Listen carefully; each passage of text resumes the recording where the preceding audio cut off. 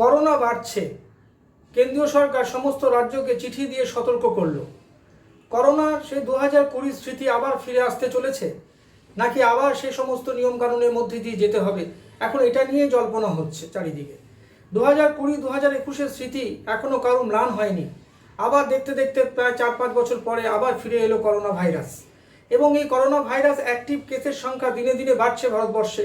কেরালা, মহারাষ্ট্র এবং দিল্লি এসব জায়গায় অত্যন্ত পরিমাণে বাড়ছে এবং পশ্চিমবঙ্গেও আগের থেকে অনেক বাড়ছে বলেই খবর। কেন্দ্রীয় সরকার সমস্ত রাজ্যকে সতর্ক করে এটা বলবার চেষ্টা করেছেন যে আপনারা সতর্ক হন, আবার পুরনো নিয়মবিধি হয়তো চালু করতে হতে পারে। চিকিৎসকরা পরামর্শ দিচ্ছেন যে আবার মাস্ক পরতে হবে, আবার সোশ্যাল ডিস্টেন্সিং হয়তো আমাদের পালন করতে হবে। এরকমভাবেই আমাদের আবার নিয়মকানুনের মধ্যে দিয়ে যেতে হবে, এমন করে যাতে এই করোনা ভাইরাসকে আমরা আবার হারিয়ে দিতে পারি। কারণ এটা ঠিক যে চিকিৎসকরা বলছেন যে এইবারের যে করোনা ভাইরাসের যে স্ট্রেন এসছে আমাদের কাছে, সেইটা হয়তো আগের মতো এতটা ভয়ানক নয়, অর্থাৎ এর ডেথ রেট এতটা হয়তো বেশি নয়। কিন্তু তা সত্ত্বেও যদি আমরা এখন থেকে সাবধান না হই, যদি সতর্ক না হই, তাহলে কিন্তু এই করোনা ভাইরাস আবার একটা বেপরোয়া জায়গায় চলে যেতে পারে, একটা ধ্বংসাত্মক জায়গায় চলে যেতে পারে বলে চিকিৎসকরা মনে করছেন।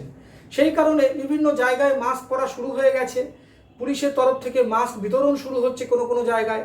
তবে সোশ্যাল ডিস্টেন্সিং বা বাজার কতটা বন্ধ থাকবে কি না থাকবে সেই ব্যাপারে সরকার এখনও কোনো সিদ্ধান্ত নেননি। তবে এটা ঠিক যে পাবলিক পারসেপশনে দেখা যাচ্ছে কোথাও গিয়ে একটু প্যানিক তৈরি হচ্ছে। চিকিৎসকরা যদিও বলছেন যে কোনোভাবে প্যানিকের কোনো কারণ নেই, কারণ এই করোনা ভাইরাসে আপনি সতর্ক থাকুন।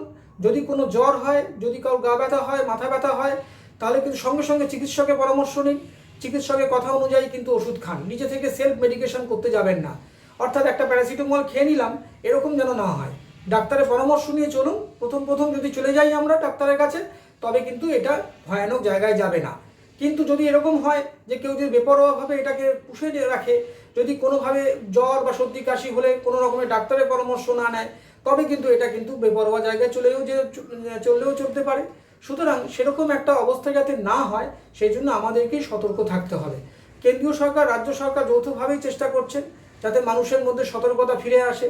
সোশ্যাল ডিস্টেন্সিং, অহেতুক বাইরে বাজারে যেন আমরা না থাকি, দরকার ছাড়া যেন আমরা ঘরের মধ্যেই থাকি। দরকার এবং বেশি পরিমাণে হাত ধুই, কোনো জায়গা থেকে এলে হাত ধোয়া, চোখ মুখ ধোয়া, সাবান দিয়ে বারবার হাত ধোয়া, হ্যান্ড ওয়াশ ইউজ করা, এগুলো যখন আমরা করব তবে নিশ্চয়ই আবার করোনা ভাইরাসকে আমরা হারিয়ে দিতে পারবো এবং আবার আমাদের সুস্থ জীবনে ফিরে আসতে পারবো। আমাদের ভিডিও ভালো লাগলে লাইক ও শেয়ার করুন, কমেন্ট সেকশনে গিয়ে জানান আপনাদের মতামত।